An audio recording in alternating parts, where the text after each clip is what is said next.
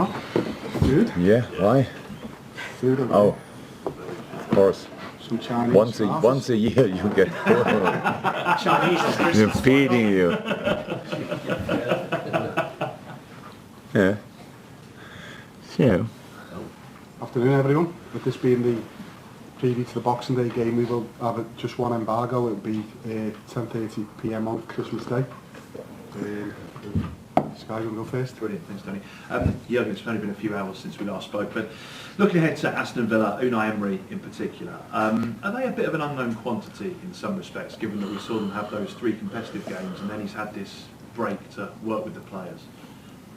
Yes, but I think what you can expect is Unai stands for a specific kind of football and was really successful and did an incredible job at Villarreal, not only there but now recently there. And what you saw in the first few games they played and the games we could see in this pre-season now looks quite similar because it's a good way to play and it's his way and it's how he wants to organize a team. And so yes, of course we don't know exactly what to expect, what you never know exactly what you expect, and but we know, at least we have an idea how they will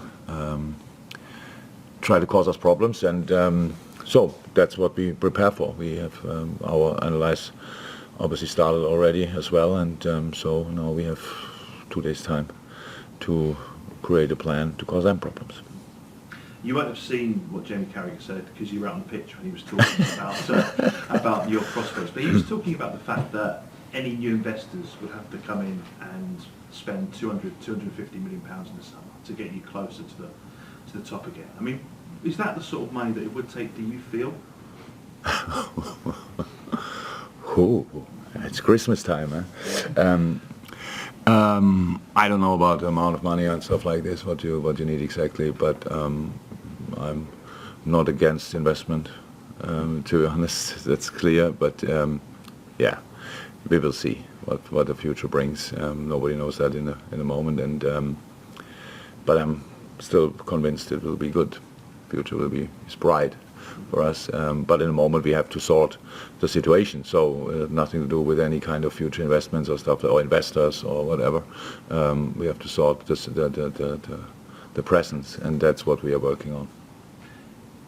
What about January? I mean, is there a prospect of anyone coming in? There's obviously been a lot of talk about Jude Bellingham specifically.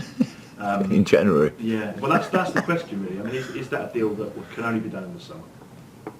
Oh, I'm the wrong person. Are you from the buying side or the selling side? Or I'm the wrong person to ask that. I don't know. You have to ask other people about that. But January, in our situation, I think is a window where we always say in this moment, because it's true. We are from the sports side. We are always prepared.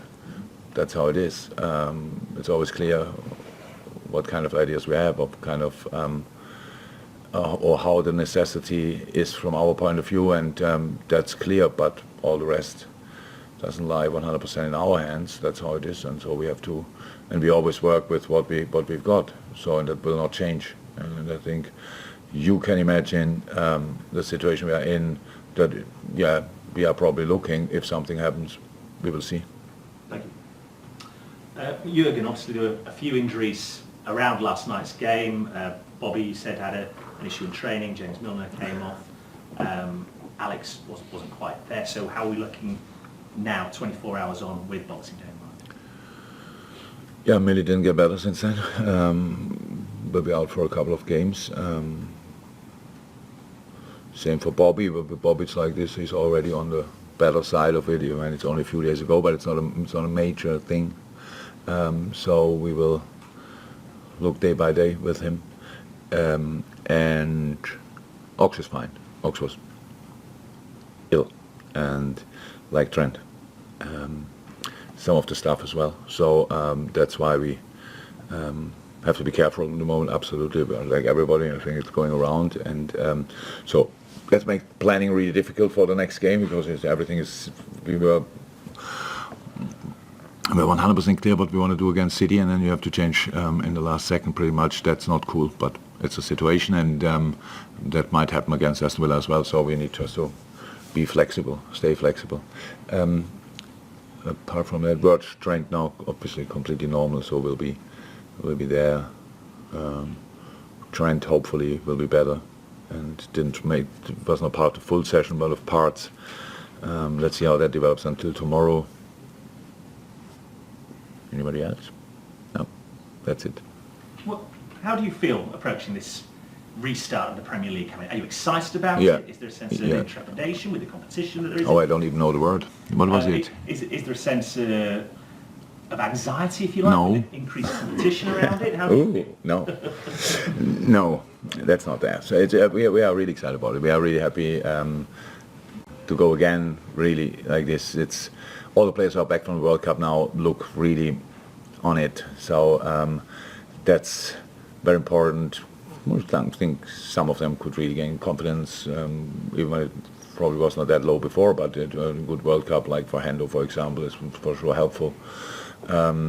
And so, no, we are really looking forward to what's coming up. But we know it's intense, and there are never guarantees out there, and we know that all the others, I can imagine at Arsenal, everybody's buzzing to go again. City saw last night, they have expectations and ambitions, and so that's how it is. And there are much more teams. We obviously left a gap between us and much more exciting spots in the table, but we consider ourselves for the moment in punching distance, and that means we have to chase, and that's what we will do.